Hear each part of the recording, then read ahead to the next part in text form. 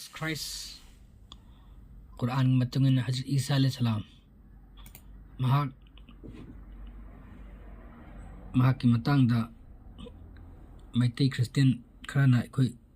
Islam dharma ka loina compare toruga makoina Muslim sing Quran dagi ayat khakra satlaga maram sadna madugi context yengdana ꯑꯩꯈꯣꯏꯒꯤ brain ꯋꯥꯁ ꯇꯧꯕꯒꯤ ꯃꯑꯣꯡꯗ ꯊꯥꯒꯠꯂꯛꯄ ꯈꯔ ꯃꯌꯥꯝꯅ ꯁꯤꯌꯔ ꯇꯧꯔꯛꯄ ꯃꯗꯨꯒꯤ ꯃꯇꯨꯡ ꯏꯟꯅ ꯄꯥꯎꯈꯨꯝ ꯄꯤꯕꯤꯌꯨ ꯍꯥꯏꯅ ꯀ꯭ꯂꯦꯔꯤꯐꯤꯀꯦꯁꯟ ꯑꯃ ꯍꯥꯏꯅ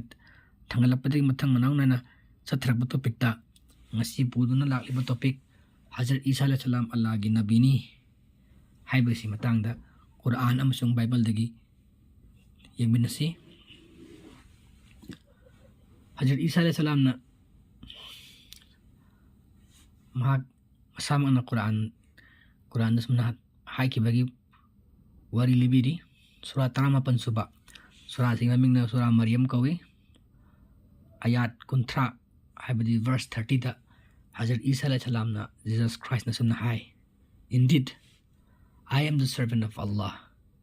He has given me the scripture and made me a prophet. Tanggay magsing na ay Allah ki Manaini ay Isorgi Manaini mahakna ingona pinabire lyric haibadi gospel dubni aduga mahakna aibo hinbire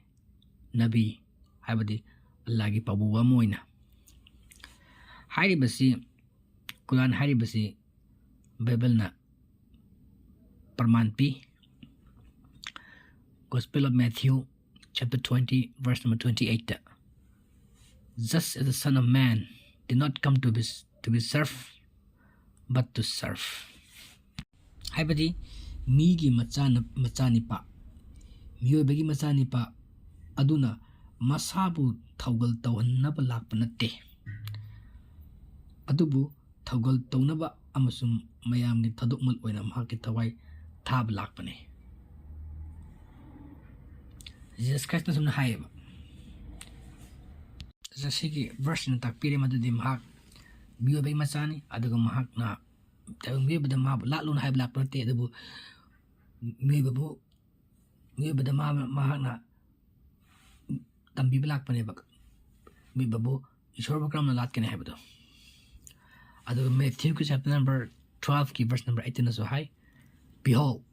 my servant whom I have chosen Allah na haiba yengo aigi inai Jesus Christ aina khangatlaba asana Allah na haiba Ishwar na sumna hai Bible da ko aday amakaso book of Acts chapter 3 verse number 13 da the God of Abraham and of Isaac has glorified his servant Jesus Abraham gi Ishwar Isaac ki Ishwar makoina mahaki manai Jesus po tagat pire aday maka books of Acts chapter 4 verse 27 da makai for of a truth against thy holy servant Jesus whom thou hast anointed maramdi thangai magseng na nahaki asengba nanai Jesus nahak na thau haibi khraba makokta Jesus haibe manai no lai ko lai manai ngakten lai makamu to traksi Bible gi matungin Jesus Christ as nabi Allah gi nabi ni alai babu bani haibase jiki hari ba yating adana proof tawre adana Jesus se Quran amsung Bible gi matungina Ishwar gi babu bani mai chau ni Bible mai tegi lon da har kana aduga prophet ni English da har kana nabi ni hoi Quran gi matungina Jesus masamak sin prophet in high kaya kana Matthew chapter 13 verse 57 Acts chapter 2 verse 22 the disciples sing na mahapu kauki ko magi sebok sing mahapu prophet pabuba mi ama oina hai na kauki Luke chapter 24 verse number 19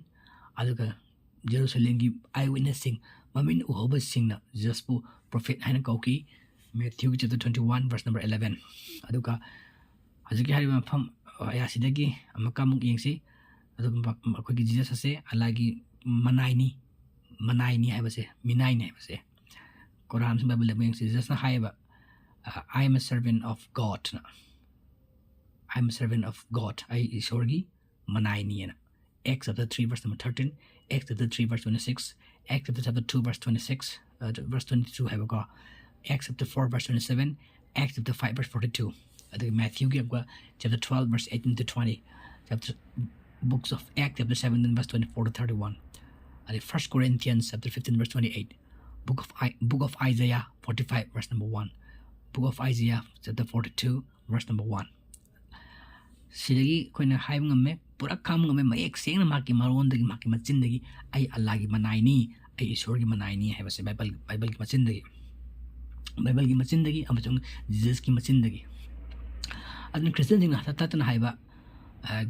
Jesus prophet ni hai base ullo Bible Quran dagi hai Quran dagi tan Bible lesion ju ulle Quran dagi tan Bible lesion ju ulle ma prophet ni hai base I am a God hai bu hai sidma worship me hai so hai dre adim hotaman hai mahak Isorgi thawan do blak pani mahak pu thawan do hai na mi bu hai mingon hai blak pana te ba asa koina mamang de koina pan bigre ai koina han ba hau da pan gre Matthew chapter 20 verse number 28 haji amka Quran de amka yengsi kogi Quran ge kon hai rakke kogi Bible amka yengsi kogi prophet khudimak se Isorgi Manaini kai diawi Bible la book of Ezra chapter 5 verse number 1, book of Daniel chapter 6 verse 21 to 22, and Daniel chapter 5 verse number 11. That's the God. Aduna say prophet kudi magse sorry manai ngakni ai kreba. Aduna Quran chapter number 3 verse number 45 to 51 na muksum hai. Aduga aina ayedi Jesus ka Jesus na laklabni na khoida khudam amagulena na khoi gi pitak pi mapugi mai kai dagi aduna kiyo Allahbo amasung illo haiba thangai maksena Allah se agi pitak pi mapune na khoi gi si pitak pi mapune aduna khurumu ma khaktabo maduna chumba lambi ne sumna haram Jesus Christ na Quran matungina chapter 3 verse 45 to 51 aduna aina Christian channel singbu Islam dharma da kausinjari my original religion Jesus Christ ki amase prophet kuding makki Bible amsung Quran matungina aduna asumna hairi kogi Quran ki chapter 43 verse number 68 to 73 de ai patok charake asumna hairi gani Allah na makhoi da habi da ba o ai gi naising kinangai natte na khoi da masigi namitta nadra na khoi wasu wararoi ꯑꯩꯈꯣꯏꯒꯤ ꯂꯩꯄꯥꯛꯁꯤꯡꯗ ꯊꯥꯖꯕꯁꯤꯡ ꯑꯃꯗꯤ ꯃꯨꯁꯂꯤꯝꯁꯤꯡ ꯑꯣꯏꯖꯔꯛꯄꯁꯤꯡ ꯆꯪꯖꯔꯣ ꯖꯅꯇꯥ ꯅꯈꯣꯏ ꯑꯃꯁꯨꯡ ꯅꯈꯣꯏꯒꯤ ꯂꯣꯏꯅꯕꯁꯤꯡ ꯅꯈꯣꯏꯕꯨ ꯍꯔꯥꯎꯍꯟꯕꯤꯔꯒꯅꯤ ꯂꯥꯜꯂꯛꯀꯅꯤ ꯃꯈꯣꯏꯗ ꯁꯅꯥꯒꯤ ꯄꯨꯈꯝꯁꯤꯡ ꯑꯃꯗꯤ ꯇꯦꯡꯀꯣꯠꯁꯤꯡ ꯂꯩꯒꯅꯤ ꯃꯗꯨꯗ ꯊꯋꯥꯏꯁꯤꯡꯅ ꯄꯥꯝꯖꯕ ꯑꯃꯁꯨꯡ ꯃꯤꯠꯁꯤꯡꯕꯨ ꯅꯨꯡꯉꯥꯏꯍꯟꯕ ꯈꯨꯗꯤꯡꯃꯛ ꯑꯗꯨꯒ nakoy legani maduda matam chupagi oina maduni janat haibadu maduda nakoy da soto oina pibi ga doriba nakoy na tawjakhibudugi legani maduda nakoy gidamak uhai yamna madudagi nakoy na sajagadaba masini Allah na haibirasi hayeng kayam namita sumna muslim singbu janata sanghan bigani haidisi Loman ay diba janat panggadaba makaidu muslim sing ni hayna mayek lana sige ayat da sida panbiri Hazrat Isa alayhi salam na